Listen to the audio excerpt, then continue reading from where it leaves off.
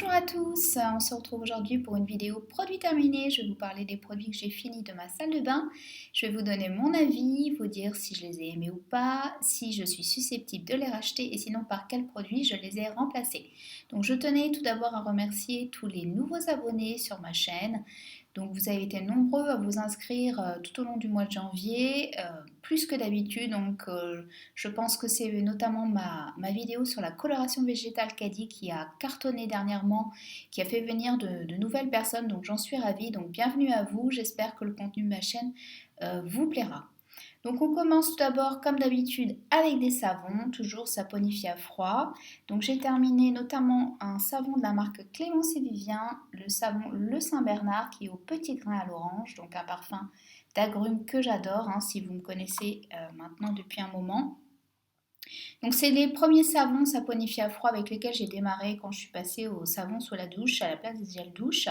Ce sont de bons savons relativement basiques, je trouve. Moi que je n'utilise pas pour me laver le corps, mais pour les mains, ils sont très sympas.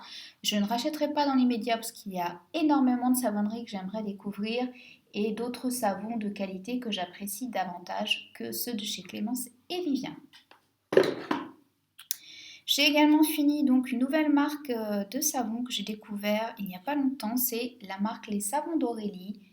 Donc celui-ci était à l'orange et à la cannelle, c'était un petit savon de 25 grammes que j'ai beaucoup aimé.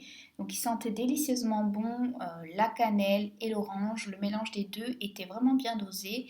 Le savon moussait bien mais sans plus, pas suffisamment crémeux pour ma peau délicate au niveau du corps. Mais l'esthétisme de la marque est vraiment très sympa, l'éthique aussi. Donc c'est une marque Slow Cosmétique qui est certifiée Nature et Progrès, donc c'est une marque française aussi.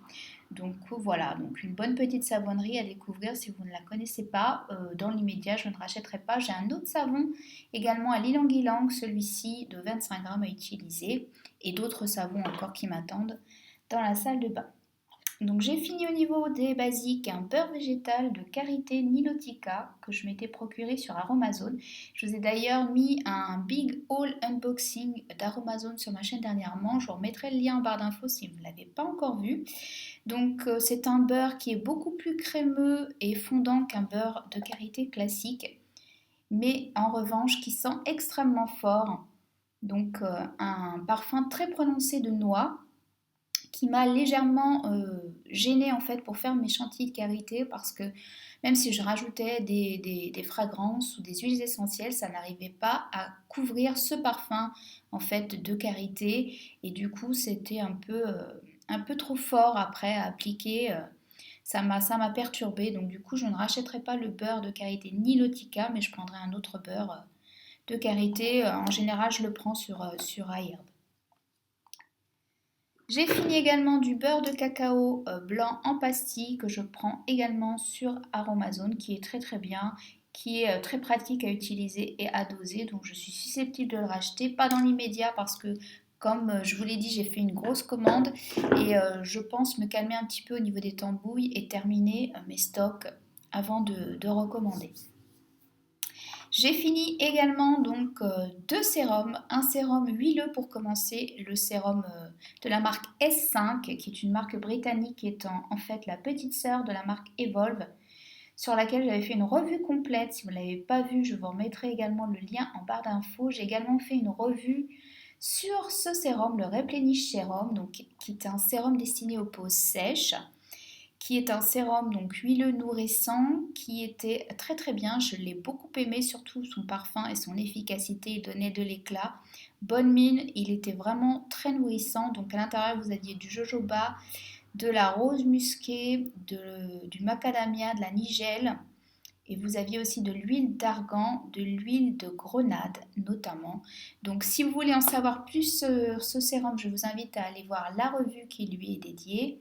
Et je suis susceptible de le racheter, mais pas dans l'immédiat, parce que comme vous le savez, pour les sérums, j'aime bien tourner, j'aime bien changer, découvrir d'autres marques. Donc pour l'instant, j'ai reçu une huile dont je vais vous parler prochainement. Donc voilà, je vous en dis pas plus, que je vous en ferai une revue. Donc j'ai fini un sérum que cette fois-ci que j'avais reçu dans une box Voilà, donc l'été dernier de la marque Moss, c'est le sérum Illumina qui est un sérum à la vitamine C.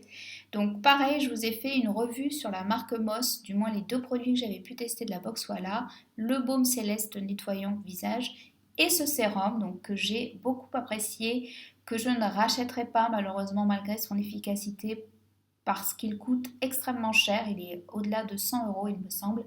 Donc pour moi, la limite pour un soin cosmétique c'est 80, voilà, 80 euros en moyenne. Au-delà, je trouve que c'est vraiment très très cher. Donc voilà, j'arrive pas à passer la barrière en fait psychologique de mettre plus cher pour un soin.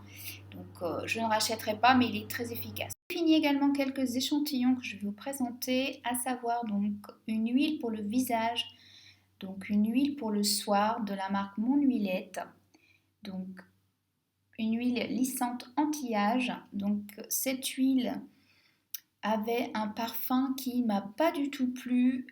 Ils disent floral rosé et fleurs blanches. Moi je trouvais ça très très herbacé. J'ai du mal à accrocher sur ces fragrances aromatiques là.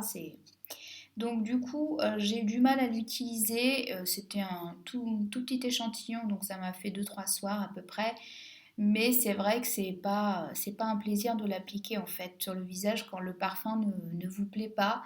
Vous êtes un peu plus réticent. En termes d'efficacité, je ne pourrais pas vous en dire plus parce que en deux trois utilisations, on ne peut pas avoir de résultats. Mais voilà, c'est pas une marque qui m'attire plus que ça. Et après l'avoir testé, je ne pense pas me tourner vers cette marque. J'avais testé également l'huile pour le corps que j'avais utilisée dans une de mes châtaignies. Et pareil, le mélange en fait aromatique de fragrances ne m'avait pas du tout ne m'avait pas du tout plu, donc c'est dommage. Voilà. Ensuite, deux autres échantillons que j'ai testés, avec notamment la marque Madara que j'avais reçue dans une commande Mon Corner B. Donc là, c'est un masque pour le visage qui est le masque Régénère, il me semble, qui est un masque liftant. Et alors, j'ai fait une réaction à ce masque. Donc, la compo est bonne, il n'y a pas de souci. C'est un masque que vous laissez poser 15-20 minutes, alors que soit vous laissez sur le visage et la peau va l'absorber, donc moi pas du tout, et soit vous le rincez à l'eau tiède. Donc, avec l'échantillon, j'ai fait une application. J'avais une couche pas trop fine, mais pas trop épaisse non plus. J'ai eu des petits picotements tout de suite, donc je ne me suis pas affolée, je me suis dit peut-être c'est normal.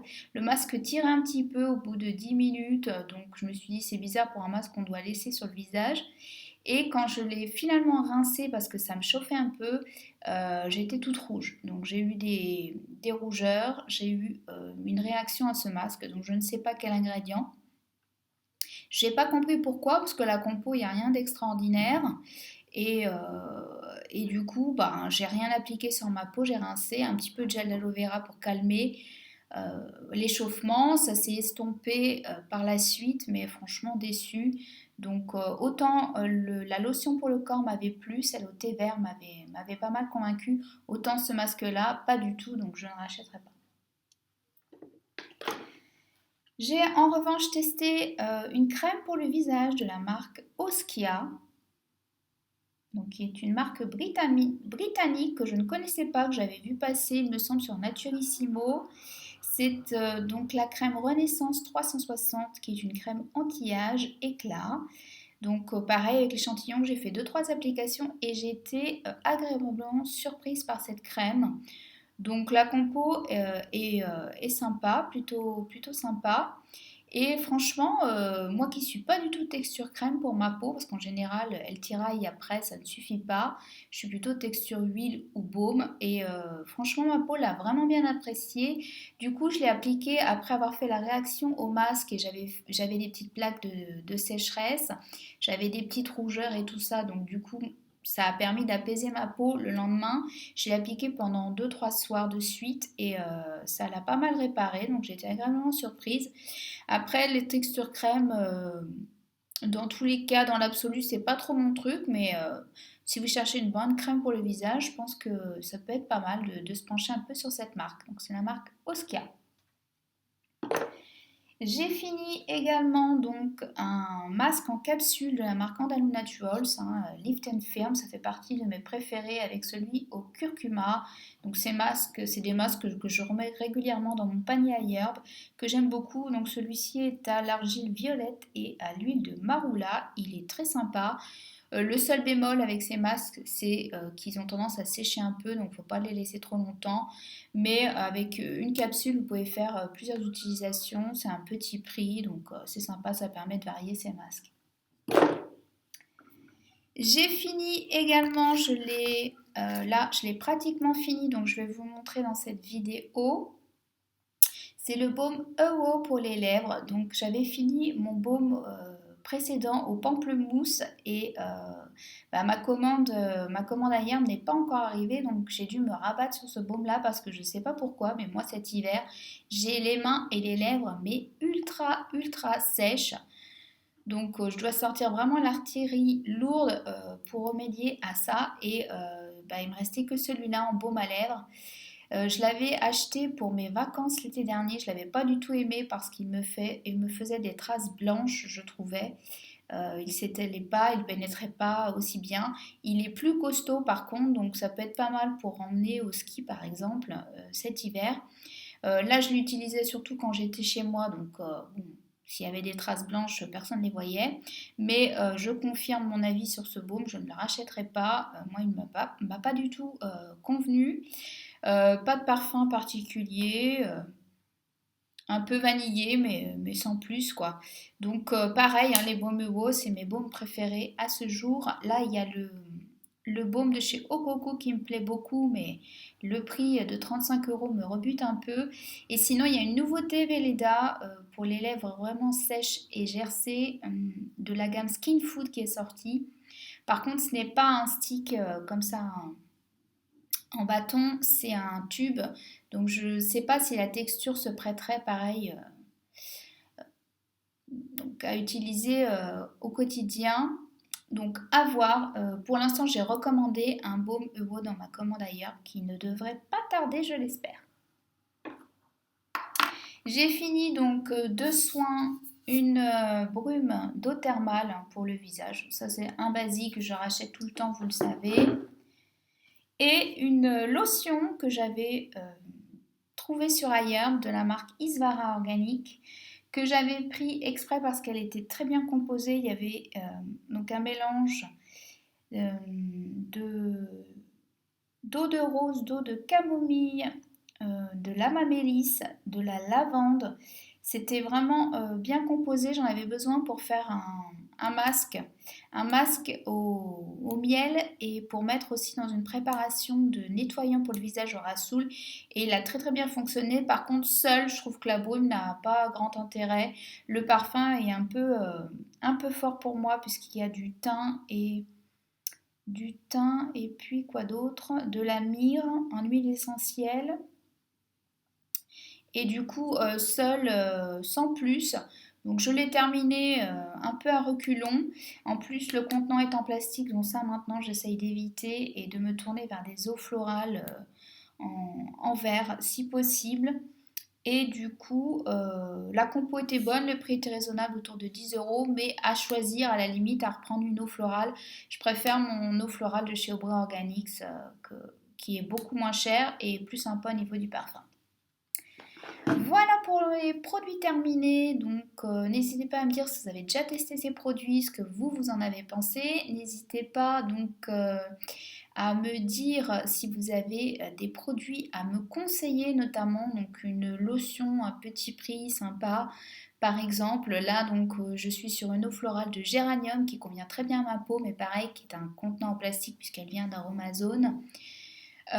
Et sinon, je vous dis à bientôt pour une prochaine vidéo. Bye bye.